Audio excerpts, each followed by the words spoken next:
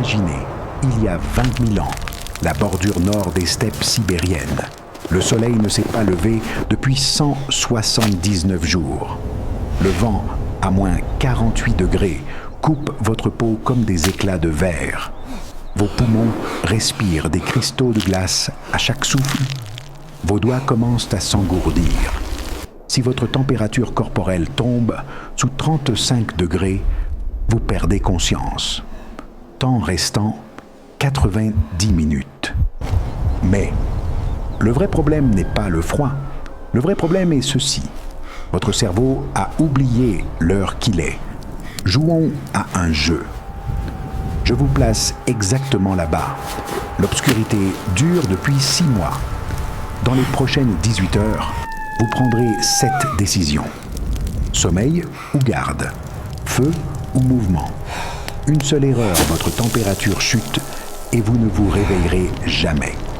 Car il y a un paradoxe ici. Vous devez dormir, mais si vous dormez, le feu meurt et vous gelez. Vous devez rester éveillé, mais après 72 heures sans sommeil, votre cerveau perd 40% de ses capacités motrices. Votre système de décision s'effondre. Les films vous ont menti. Ils ont dit que les humains de l'âge de glace étaient forts, résistants, que la survie était un instinct. C'est faux. La survie n'était pas un instinct. C'était de l'ingénierie thermique. C'était un protocole d'horloge biologique. C'était un système de synchronisation sociale. Chaque pas était calculé, car ceux qui ne calculaient pas gelaient à 35 degrés.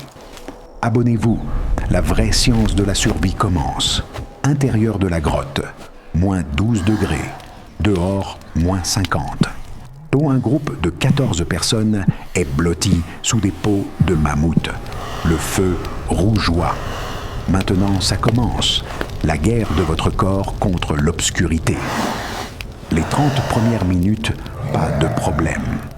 Dans les profondeurs de votre cerveau, le petit noyau suprachiasmatique fonctionne encore. Il produit son propre rythme de 24,2 heures. Mais il y a un problème. Le bouton reset a disparu. Normalement, la lumière du soleil entre par la rétine, remet ce noyau à zéro chaque matin. Elle dit « c'est le matin ». La mélatonine s'arrête, vous vous réveillez. Mais il n'y a pas de soleil depuis 179 jours. Pas de reset. L'horloge court toute seule. Elle décale de 12 minutes chaque jour. Après 15 jours, votre cerveau prend le matin pour la nuit et la nuit pour le matin. Votre température commence à chuter, car la mélatonine atteint son pic à la mauvaise heure. Votre cœur ralentit. 2 heures plus tard, vos capacités motrices chuteront de 40%. Vos mains tremblent. Vous ne pouvez plus alimenter le feu. 6 heures plus tard, votre capacité de décision est au seuil critique. Droite ou gauche, couché ou levé, vous ne savez plus. 10 heures plus tard, l'effondrement métabolique commence. Votre corps arrête de brûler sa propre graisse. Il glisse vers l'hypothermie. Coût biologique, 2800 calories toutes les 24 heures, juste pour ne pas geler. Mais il n'y a pas de nourriture. Dehors, il y a du mammouth, mais pour chasser, il faut du soleil pour bouger, il faut de la coordination. Pour la coordination, il faut une horloge. Pour l'horloge, il faut de la lumière. Ou pas de lumière. Maintenant, ressentez le froid. Votre peau brûle. Quand la température de la peau tombe sous 12 degrés, votre conduction nerveuse chute de 80%. Les doigts sont glacés. Dans 10 minutes, vous ne pourrez plus rien tenir. Vos narines forment des cristaux de gel à chaque souffle. De fines particules de glace s'accumulent dans vos poumons. Chaque respiration est une douleur. Mais le groupe fait quelque chose. Le vieil homme attise le feu. Maintenant, exactement maintenant, il n'y a pas d'horloge, mais il sait. Comment sait-il? Parce qu'il a vécu 60 ans, il a vu 600 hivers. Son corps a mémorisé l'heure du feu. Le feu est allumé. Voici le Zeitgeber, le donneur de temps. Les Allemands avaient raison. S'il n'y a pas de lumière, la culture donne le temps. La fumée monte au plafond de la grotte, l'odeur remplit les poumons. Sueur fumée de bois, graisse de mammouth. Tout le monde se réveille, car le feu signifie le matin. L'horloge sociale a commencé. Le noyau SCN dans le cerveau ne trouve pas de lumière, mais il capte un signal alternatif. Augmentation de température, odeur, mouvement, son. Le cortisol monte. Le corps passe en mode éveil. La mélatonine chute. C'est un soleil artificiel, utilisé depuis 400 000 ans. Maintenant, les détails techniques. L'emplacement du feu n'est pas aléatoire. Trouvé lors des fouilles de Kostenki 11 en Russie dans les années 1950. Foyer construit en os de mammouth. Profondeur 40 cm. Diamètre 80 cm. Pourquoi ces mesures? Thermodynamique. 40 cm de profondeur coupe le vent, augmente la vie des braises de 6 heures à 11 heures. 80 cm de diamètre distribue la chaleur également pour 14 personnes. Carburant. Moelle osseuse de mammouth. Pourquoi? Car le bois est gelé cassant. La moelle est grasse, elle brûle 4 heures, le bois 45 minutes. Chaque morceau d'os produit 3200 calories de chaleur. Le calcul est simple. 14 personnes chacune perdent 200 calories par heure totale, 2800 calories par heure. En 11 heures, 30 800 calories perdues. 10 os suffisent. La physique ne pardonne pas. Ceux qui n'ont pas su calculer ont gelé. On l'a vu dans les sites de grottes en France. Des ossements autour du foyer. Des os humains. De petits enfants. Car quelqu'un a mal calculé, le feu s'est éteint trop tôt, l'enfant de 3 ans est tombé à 35 degrés. Fonction cérébrale arrêtée. Irréversible. Cette connaissance a coûté cher, mais le feu brûle ne veut pas dire que le problème est fini. Moment de crise. 8e heure. Les braises meurent. Le jeune homme sort pour chercher de nouveaux os. Erreur. Le vent souffle à moins 50 degrés. En 30 secondes, la peau du visage commence à geler. 2 minutes plus tard, il revient main violette. Pas d'os. Pourquoi? Parce qu'ils sont sous la neige pour les trouver. Il faut de la lumière, pas de lumière. Plan A, effondré. Que va-t-il se passer? Panique ou logique? Silence. Personne ne parle. Le feu meurt en silence. Les mains ne tremblent pas. Car tout le monde sait, plus de place pour une seule erreur. Oh, ce silence vient de 40 000 ans. La vieille femme se lève. Elle va au fond de la grotte. Elle a caché quelque chose là-bas, il y a 6 mois. Une peau de mammouth séchée. Est-ce inflammable? Non. Mais il y a de la graisse dedans. Elle met la peau au feu. Ça brûle lentement, l'odeur est terrible. Comme des cheveux brûlés. Mais la température remonte de 2 degrés. Suffisant. Ça tiendra 4 heures de plus. Jusqu'au matin, c'est-à-dire jusqu'au moment de rallumer le feu. Comment savait-elle? Elle avait fait la même chose il y a 45 ans. Elle était petite fille. Sa mère lui avait appris. Sa mère l'avait appris 40 ans plus tôt. Le savoir coule ainsi, de la douleur à la douleur. Ce n'est pas une histoire d'erreur réparable. C'est une leçon d'anatomie.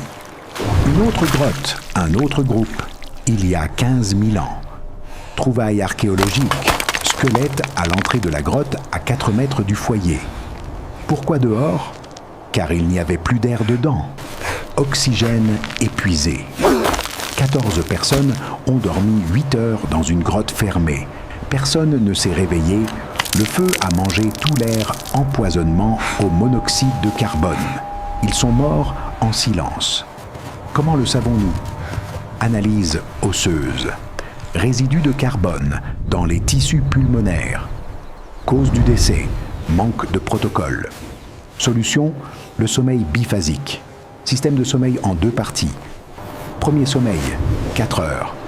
Ensuite, quelqu'un se réveille, ouvre l'entrée, change l'air nourri. Le feu reste éveillé 1 ou 2 heures, puis deuxième sommeil, 4 heures. Pourquoi ce système? Et car 8 heures de sommeil ininterrompu signifie la mort. Le réveil de minuit, c'est l'assurance vie. L'historien moderne Roger Ekirch l'a découvert. Avant la révolution industrielle, tout le monde dormait ainsi en Europe. Il y avait les termes premier sommeil, second sommeil, héritage de l'âge de glace. Cette connaissance n'est pas gratuite. Chaque étape, quelqu'un a dû l'apprendre en manquant d'oxygène. Vous lisez ceci en 8 minutes. Eux ont essayé pendant 8000 hivers. Maintenant, l'été arrive. Jour polaire, 6 mois de lumière. Le soleil ne se couche jamais. Le cerveau est confus. Production de mélatonine arrêtée.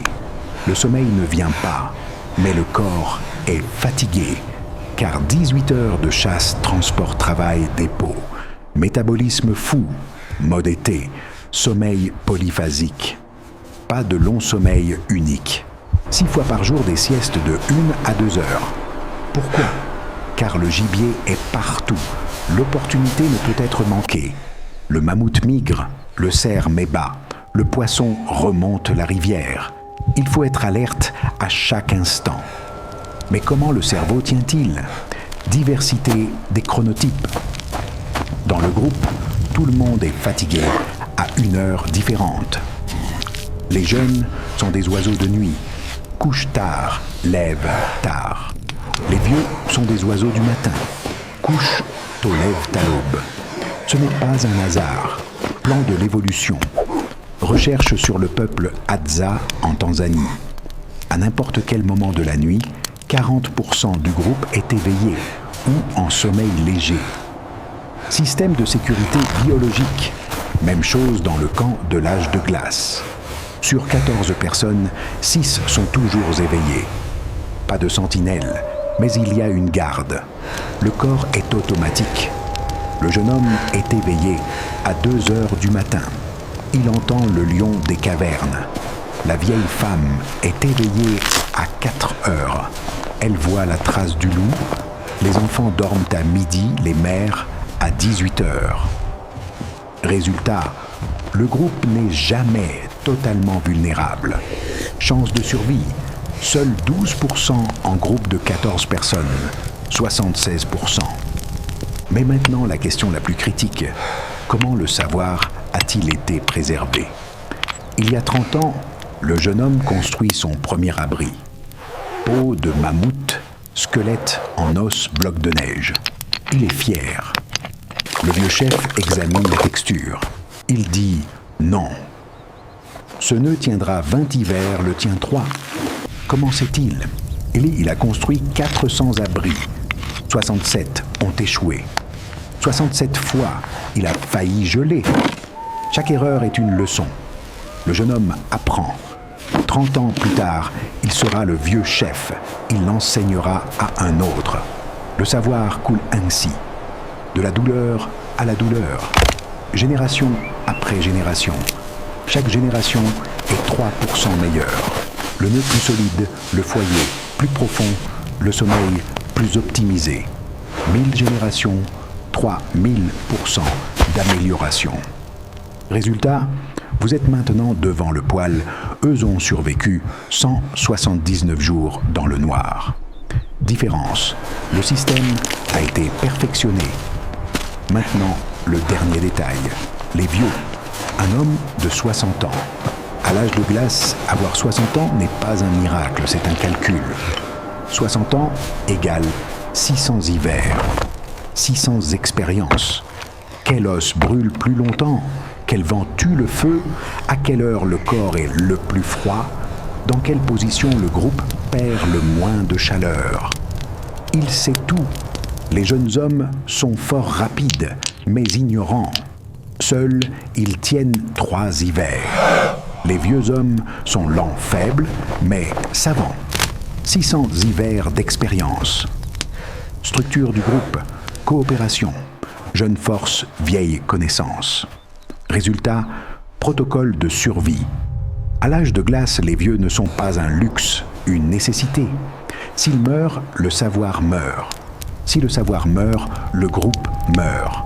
C'est pourquoi le vieil homme malade est porté, nourri, protégé.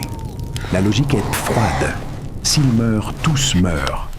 La modernité vous a appris à oublier les vieux. Vos ancêtres de l'âge de glace n'ont jamais oublié. Car oublier signifiait geler. Donc le succès n'était pas de la chance. C'était de l'ingénierie thermique. C'était un protocole d'horloge biologique. C'était un système de synchronisation sociale. Les gens qui ont survécu 179 jours dans le noir n'ont pas vu de miracle. Ils ont calculé. Ilanoa et Seskika. Chaque foyer avait 40 cm de profondeur, car la thermodynamique l'ordonnait. Chaque sommeil biphasique a nécessité que quelqu'un apprenne en manquant d'oxygène. Chaque vieil homme a été porté avec 600 hivers d'expérience, car si le savoir meurt, le groupe meurt. Cette connaissance a coûté cher. Chaque protocole a dû être appris par quelqu'un, tombant à 35 degrés, gelant, se perdant dans le noir. Aujourd'hui, vous êtes à côté du chauffage central. Vous allumez la lumière. L'horloge est au mur et eux planifiaient chaque hiver. Calculez le feu, l'hyène de sommeil au protocole. Vous planifiez une fois, eux ont planifié 60 fois. Ils n'étaient pas sans plan. C'est nous qui sommes sans plan. Ils calculaient chaque détail, car celui qui ne calculait pas gelait. Nous ne calculons rien, car nous ne gelons pas. Pour l'instant. Mais attendez, vous êtes maintenant en sécurité dans la grotte. Le feu brûle. Votre température est de 36,7 degrés. Le système de sommeil biphasique fonctionne. Le vieil homme a transmis son expérience. Tout le monde est synchronisé. Problème fini? Non. 18 heures plus tard, une nouvelle menace commence. La déshydratation. Car à l'âge de glace, boire de l'eau est plus mortel que de la trouver. Chez vous ne pouvez pas manger de neige. Cela baisse votre température de 2 degrés. Vous devez fondre la glace. Mais dans les analyses d'os, dans les traces des essais ratés, chaque protocole a été construit sur l'erreur de quelqu'un. Abonnez-vous. À l'âge de glace, le savoir, c'est la vie. Et dans la prochaine vidéo, vous verrez pourquoi boire de l'eau est plus dangereux que chasser.